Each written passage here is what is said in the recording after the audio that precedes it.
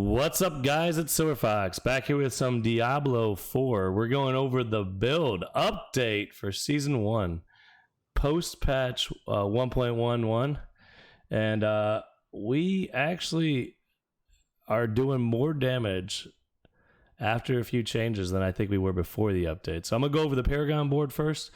Then I'm going to go over the skill, the aspects on the items and the itemization, and then we'll go over the skill tree and the enchantments.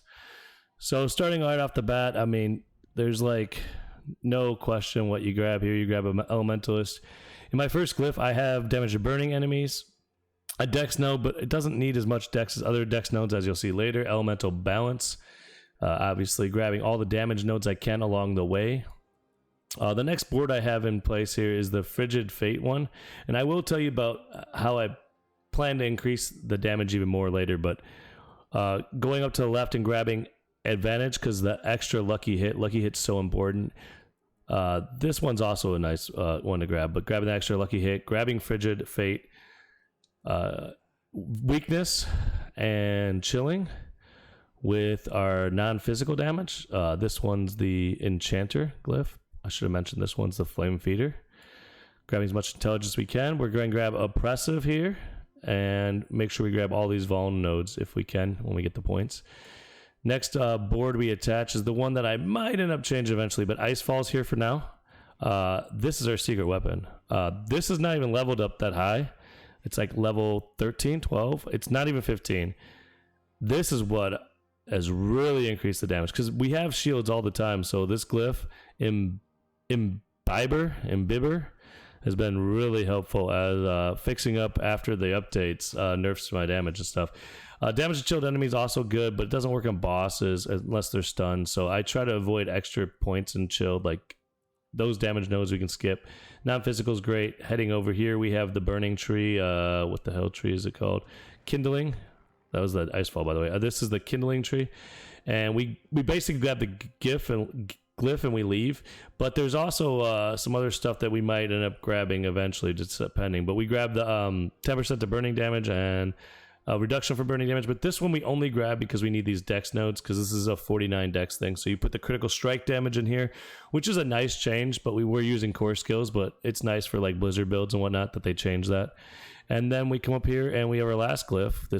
This whole tree we only have in for the glyph, and this is vulnerable, another 49, and obviously this is just to get to these dex nodes. There you go. There's the Paragon tree. I guess I said I would run over the items next, right? So itemization and aspects.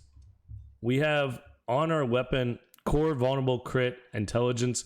Intelligence could also be all stats. Right now I think all stats is probably better. I just haven't ran into one. There's a low roll for intelligence, but the other rolls are pretty good. Frozen Orb, staying in place and exploding 2 additional times, super key for the build. I have tried it on Amulet. I don't think it's worth it on Amulet, so it stays here. Offhand, we have mana cost reduction, primary resource. You need that to keep your mana going nonstop with the lucky hit. Critical strike chance and cooldown reduction. Also not the best rolls, but we have imprinted here the core skills increase your attack speed by 24% for 5 seconds after a critical strike. This just gives you 25% more attack speed. Like, it's just that simple. It's great. It's a very fast hitting build between the one-handed and the bonus attack. I'll go ahead and go to the amulet next because this is the other offensive thing that's very important. We have damage devouring blaze, cooldown reduction, damage reduction. Devouring blaze took a huge hit. I do want to try icy, what the heck's it called? Icy, I can't think right now. Icy touch as a possible replacement for that, but we'll have to test that out soon.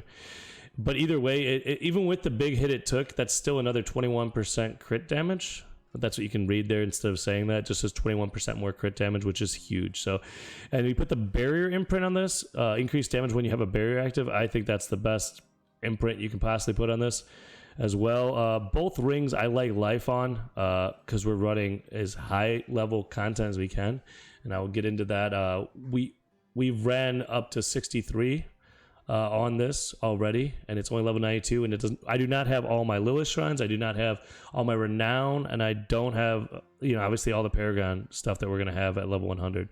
So critical strike, vulnerable, life. It would be nice if there was critical strike damage instead of damage distance, obviously using the cooldown restores basic one here, but if I had the right rolls, I'd put the higher rolls that I have on. I just haven't found enough of those. Other ring, similar situation. Critical strike chance, maximum life, vulnerable. Still looking for critical strike damage. Haven't found it yet. So damage and crowd control works for now. And this one has the restore primary resource when you crowd control an enemy, which works great except for bosses at the end of the map. And you will notice a difference in mana. You can swap out your ring for another one that has something better for bosses. Maybe the burning lucky chance, or the mana regeneration, or the heal one. I'm going to test them all. I think the heal one might be the best one because flame shield. So we will have a boss swap on that eventually.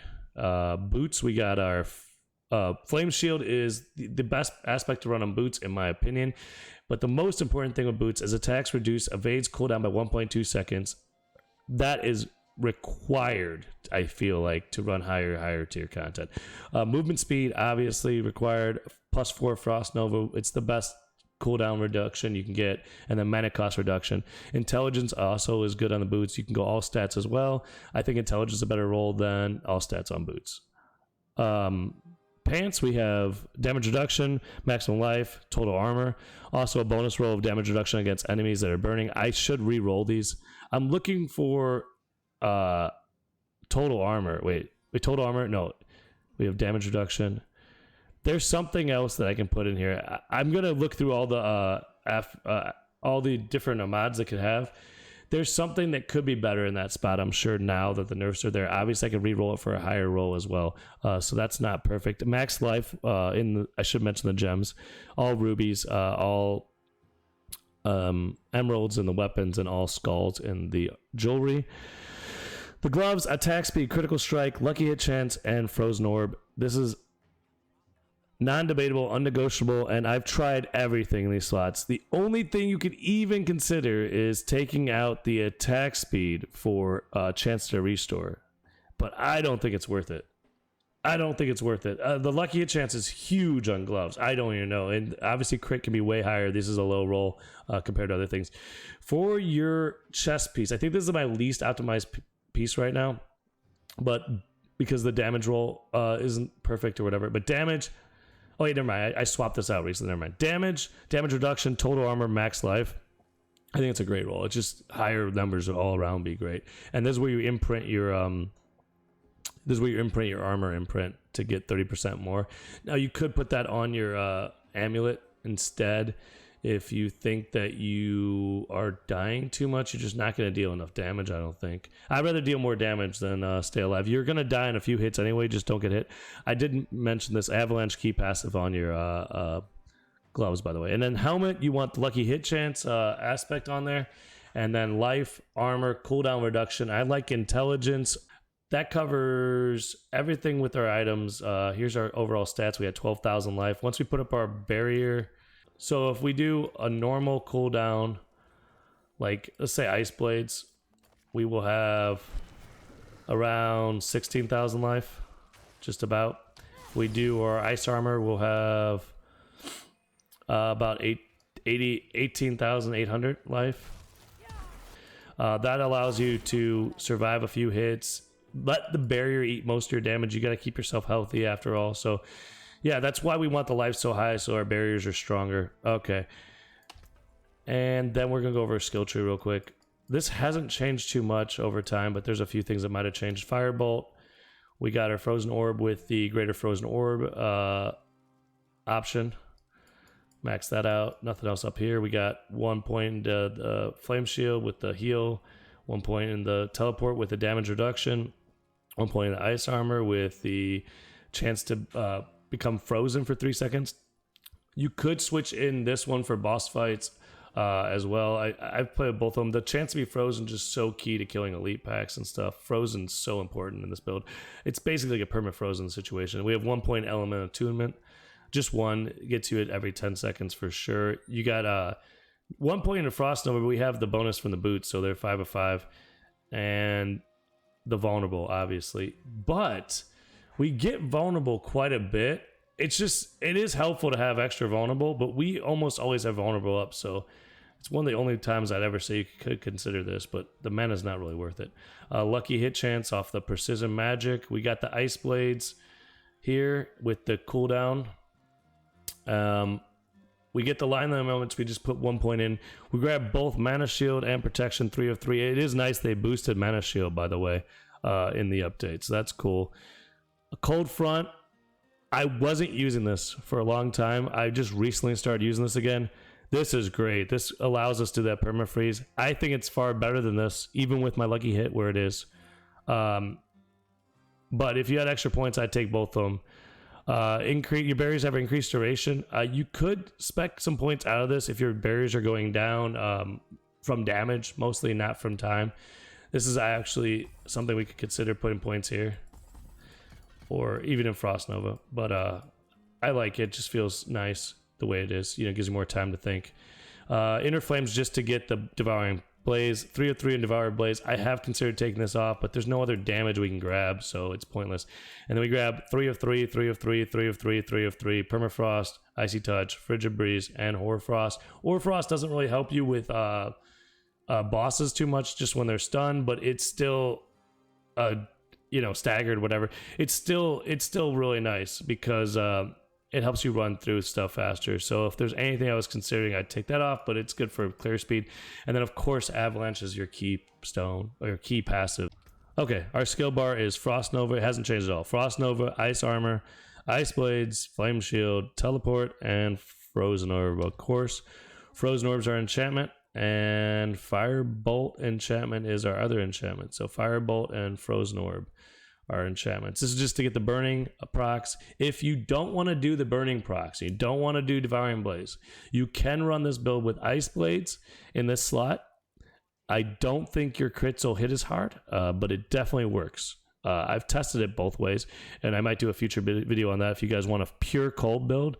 Obviously, we're still at the run Flame Shield. There's no way around it, and like Teleport is a lightning skill. So, but if it's a pure cold damage basically build, if you guys want to see that, I'll have that, but don't worry. Even post-patch, your Sorc is fine as long as you use Frozen Orb. Barrier, non-stop, and just, kicking ass, taking names. This build is super fun to play. It's very fast-paced, as you can see. There's tons of dodge mechanics in there. There's tons of just playing the game actively as you're running through these nightmare dungeons and sigils and stuff. Maybe one day we'll try Uber Lilith, but that's going to be a whiles off, and we'll see. But yeah, maybe we'll do Uber Lilith eventually. I don't know when I'll get to 100. I have a lot of things going on, so I might not be too many levels higher than this by the end of summer, but we'll see. I do want to run Season 1. I'm going to run a rogue, bow rogue if I get a chance, and yeah.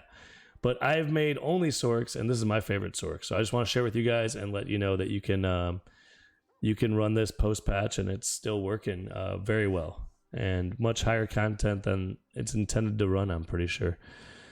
So thank you so much for being here, and if you get a chance, comment below and let me know what you thought of the video. And most of you guys aren't subscribed. Hit that subscribe if you're still here, and take care. We'll catch you next time. Peace.